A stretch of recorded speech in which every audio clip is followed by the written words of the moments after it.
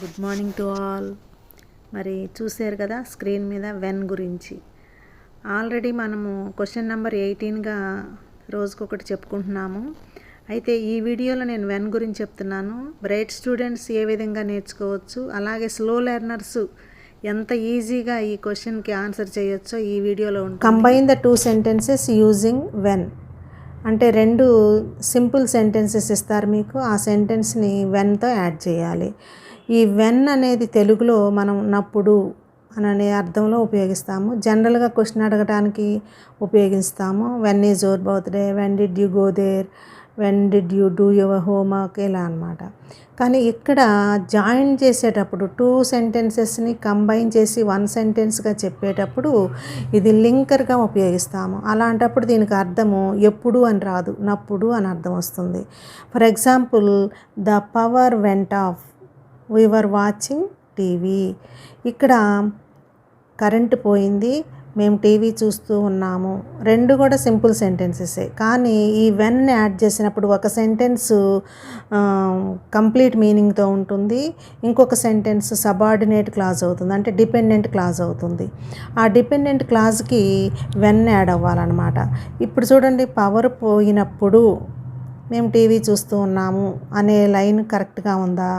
TV చూస్తూ ఉన్నప్పుడు current పోయింది అనటం అర్థవంతంగా ఉందా? ఇది అర్థవంతంగా ఉంది కాబట్టి we were watching TV past continuous టెన్స్లో ఉంది. Were watching TV, the power went off. ఇక్కడ వెన్ని యాడ్ చేసాం. When we were watching TV, the power went off. Next అదే వాక్యాన్ని వెన్ని మధ్యలో కూడా పెట్టి రాయొచ్చు. అంటే ఈ ఇచ్చిన సెంటెన్స్ ఇచ్చింది అలాగే ఉంచి మధ్యలో వెన్ పెట్టచ్చు. అలా వెన్ పెట్టినప్పుడు కామా రాయకూడదు, ఇలా రాయాలి.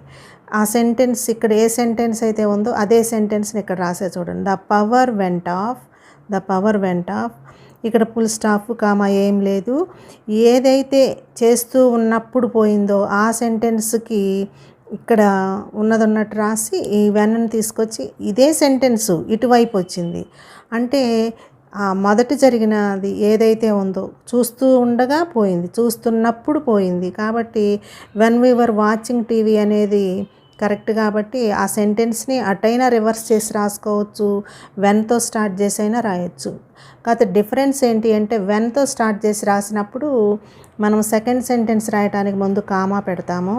అదే వెన్ని మధ్యలో పెట్టినప్పుడు ఈ సెంటెన్స్ మొత్తం ఇటువైపుకి వస్తుంది, ఈ sentence the power went of అనేది ఇటువైపుకి వస్తుంది. మీ క్వశ్చన్ ఇలా రివర్స్లో ముందే అడిగాడు అనుకోండి, అప్పుడు మీరు ఏది జరిగినప్పుడు అనేది ఫస్ట్ చూసుకుంటారు. ఆ వెన్తో యాడ్ అయింది ముందుకు తెచ్చుకోవచ్చు. ఒకవేళ మధ్యలో పెట్టాలి అంటే సెంటెన్స్ని రివర్స్ చేసుకోవచ్చు. The power went of when we were watching TV. TV చూస్తూ ఉన్నప్పుడు అనేది ఎటువైపు అయినా రాసుకోవచ్చు. ఇది మొత్తం క్లాజ్ అన్నమాట, subordinate clause. When we were watching TV, మేము టీవీ చూస్తున్నప్పుడు ఏమైంది చెప్పలా అంటే ఇన్కంప్లీట్గా ఉంది, డిపెండ్ అయింది. ఇది దేని మీద ఆధారపడి ఉంది? దీని మీద ఆధారపడి ఉంది. ద పవర్ వెంట్ ఆఫ్ అనేది main clause, this is subordinate clause. అంటే ఈ వెన్ రాకముందు వీ వర్ వాచింగ్ టీవీ అది మామూలు సెంటెన్సే, మేము టీవీ చూస్తూ ఉన్నాము. ఎప్పుడైతే వెన్ యాడ్ అయిందో అది సబార్డినేట్ క్లాజ్, డిపెండెంట్ క్లాజ్గా మారిపోయింది. ఈ వెన్తో యాడ్ చేసేటప్పుడు ఈ విధంగా యాడ్ చేయాలి. మరి ఇంకొక ఎగ్జాంపుల్ చూద్దాము. Second example, he was writing a great novel, he died of heart attack. ఇది కూడా వెన్తోనే యాడ్ చేయాలి.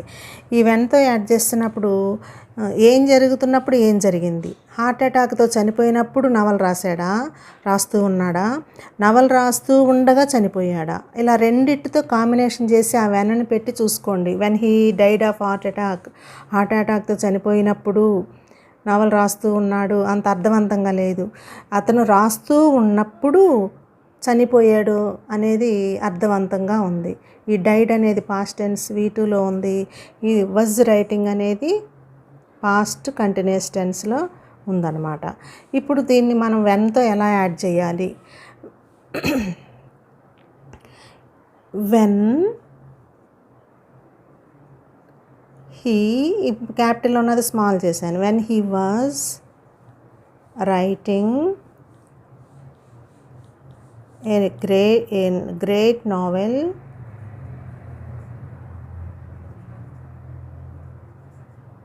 కామా ఫస్ట్ స్టార్ట్ చేసుకుంటే వెన్ని స్టార్ట్ చేస్తే కనుక కంపల్సరీగా కామా పెట్టాలి. అదే వెన్ని ఈ సెంటెన్స్ మొత్తాన్ని ఇటువైపుకి తీసుకొస్తే కనుక నువ్వు కామా కానీ ఫుల్ స్టాప్ కానీ పెట్టక్కర్లేదు మా, గుర్తుపెట్టుకోండి మా. Next he died of heart attack. ఇదే సెంటెన్స్ని రివర్స్ చేసి కూడా రాయొచ్చు. ఈ సెంటెన్స్ని స్టార్ట్ చేసుకొని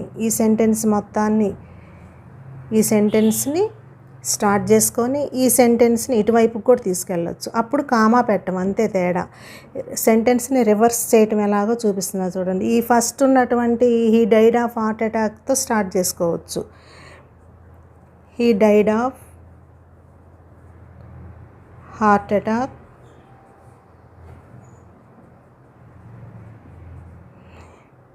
ఇప్పుడు కామా ఫుల్ స్టాప్ పెట్టకూడదు. ఎందుకని? ఈ వెన్ అనే లింకర్ని ఇక్కడికి తీసుకొచ్చాం. When he was writing a great novel.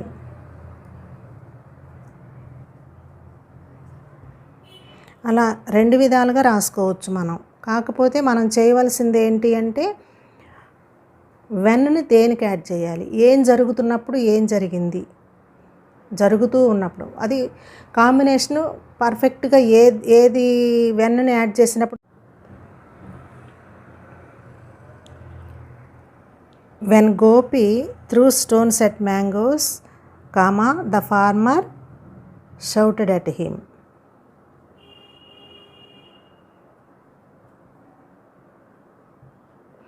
ఇప్పుడు వెన్ని మధ్యలోకి తీసుకురావచ్చు.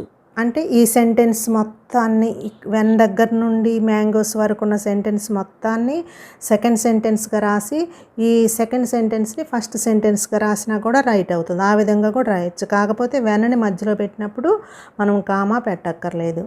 ఎలాగో చూడండి. The farmer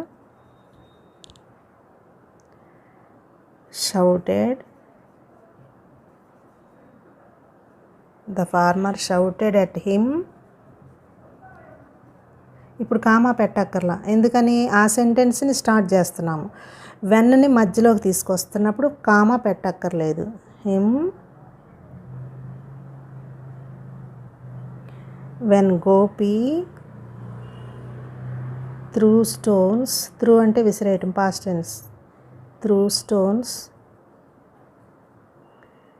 at mangoes.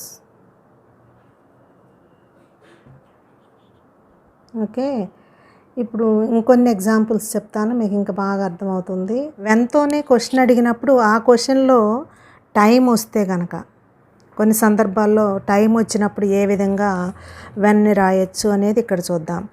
The train left at 6 PM. We reached the station at 6:15. Train ఎప్పుడు వెళ్ళిపోయింది? 6 PMకి వెళ్ళిపోయింది. మనం అక్కడికి ఎప్పుడు చేరుకున్నాము? 6:15కి చేరుకున్నాము. ఇక్కడ ఫస్ట్ జరిగిన యాక్షను పాస్ట్ పర్ఫెక్ట్ టెన్స్లో రాయాలి. అయితే బాగా చదివే పిల్లలు, బ్రైట్ స్టూడెంట్స్ ఫస్ట్ యాక్షన్ ఏదో ఈజీగా తెలుసుకోగలుగుతారు. ముందు జరిగిన పని ఏంటి? ట్రైన్ వెళ్ళిపోవటం. తర్వాత జరిగిన పని ఏంటి? మనం వెళ్ళటం. ఆ ఫస్ట్ జరిగిన యాక్షన్ ఏదైతే ఉందో, నెక్స్ట్ ఎగ్జాంపుల్ టైం ఇచ్చినప్పుడు మళ్ళీ ఇది కూడా అంతే. I reached home at 4 PM full stop. My sister left home at 3:30 PM. ఈ రెండిట్లో ముందేం జరిగింది? నేను ఇంటికి 4 PMకి వెళ్ళాను. I reached home at 4 PM. My sister left home at 3:30 PM. చెల్లి ఎప్పుడు వెళ్ళింది? వెళ్ళేటప్పటికి చెల్లి లేదు. 3:30కే సిస్టర్ వెళ్ళిపోయింది. అంటే ఫస్ట్ జరిగిన యాక్షన్ ఏంటి? ఇది ఫస్ట్ యాక్షన్ అన్నమాట. ఫస్ట్ యాక్షన్ ఇది. ఈ ఫస్ట్ యాక్షన్ మనము ఎందులో రాయాలని చెప్పుకున్నాము? వెర్బ్ని హ్యాడ్ ప్లస్ V3గా రాయాల్సి ఉంటుంది. ఇక్కడ సెకండ్ యాక్షన్ ఏదైతే ఉందో ఈ సెకండ్ యాక్షన్లో ఉన్నటువంటి వర్బ్ రీచ్డ్ అలాగే ఉంటుంది. ఇందులో మీరు ఇంకా గమనించవలసింది ఏంటంటే, నేను ఇంటికి వెళ్ళినప్పుడు చెల్లి వెళ్ళిపోయింది, సిస్టర్ వెళ్ళిపోయింది అని చెప్పాలి. అప్పుడు ఇక్కడ when I reached home when I reached home at 4 PM, comma పెట్టాలి. My sister had left home at 3:30 PM. వాళ్ళకి అర్థమైపోద్ది ఫస్ట్ జరిగిన యాక్షన్ ఏంటి, సెకండ్ జరిగింది ఏంటి అని. నేను 4ంటికి వెళ్ళాను, సిస్టర్ 3:30కి వెళ్ళిపోయింది. ఇంటికి చేరుకున్నాను, అక్కడ చూస్తే లేదు. అంటే ముందు ఎవరి పని జరిగింది, సిస్టర్ వెళ్ళిపోవటం ముందు జరిగింది అనేది బాగా చదివే బ్రిలియంట్ స్టూడెంట్స్ ఈజీగా ఐడెంటిఫై చేస్తారు. ఆ ఫస్ట్ యాక్షన్ ఏదైతే ఉందో దాన్ని హ్యాడ్ ప్లస్ V3గా మారుస్తారు. ఇప్పుడు స్లో లెర్నర్స్ ఎలా రాయాలి అనేది ఇప్పుడు నేను చెప్తున్నాను చూడండి.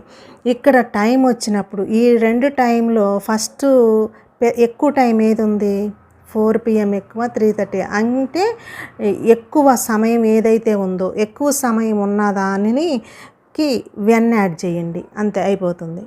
4 గంటలు 3:30 గంటలు, ఈ రెండిట్లో ఎక్కువ గంటలు ఏది, 4 గంటలు అంతే. ఇంకా నువ్వు సెంటెన్స్ నేను చూడక్కర్లా, ఎక్కువ సమయం ఉన్నటువంటి ఆ సెంటెన్స్ ఏదైతే ఉందో ఆ సెంటెన్స్కి వెన్ పెట్టేయండి. ఇది స్లో లెర్నర్స్. ఇప్పుడు కూడా మీకు అర్థమవుతుంది చూడండి. The movie started at 5:30. Movie started V2లో ఉంది ఇది. Then they went to the theatre at 5:45. వీళ్ళేమో 5:45కి వెళ్ళారు. ఇందులో ఫస్ట్ ఏం జరిగి ఉంటుంది, తర్వాత ఏం జరిగింది. ముందు 5:30 టైం, ఇది ఎక్కువ టైం ఏంటి 5:45. ముందు జరిగిన పని ఏంటి, 5:30కే స్టార్ట్ అయింది, అంటే ఇది ఫస్ట్ యాక్షన్. ఇప్పుడు మనం ఏం చేయాలి, ద మూవీ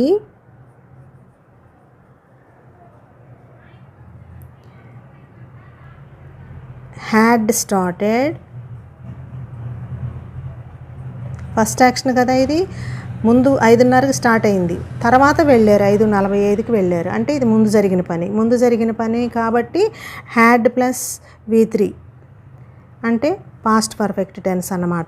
ఈ రాసిన తర్వాత ఇప్పుడు ఏం చేస్తావు, కామా యాజ్ యూజువల్గా కామా పెట్టి, ఇక్కడ ఎక్స్ట్రా వర్డ్స్ లింకర్స్ ఉంటాయని చెప్పాం కదా, ఆ లింకింగ్ వర్డ్స్ ఉంటే వాటిని రాయకూడదు. తర్వాత ఉన్న సెంటెన్స్ని యాజ్ ఇట్ ఈజ్గా రాసేస్తాం. They went to the theatre at 5:45. మీకు ముందే చెప్పాను కదా, సింపుల్. స్లో లెర్నర్స్ ఏం చేయాలి, టైం చూసుకోండి. ఇక్కడ 5:30 ఉంది, ఇక్కడ 5:45 ఉంది. ఈ రెండిట్లో ఎక్కువ టైం ఏది, 5 గంటల 30 నిమిషాలు ఎక్కువ టైమా, 5 గంటల 45 ఎక్కువ. కౌంట్ ప్రకారం చూస్తే 5:45 ఎక్కువ. ఈ ఎక్కువ ఉన్న దానికి వెన్ యాడ్ చేయాలి, ఇక్కడ వెన్ యాడ్ చేయాలి, అయిపోయింది.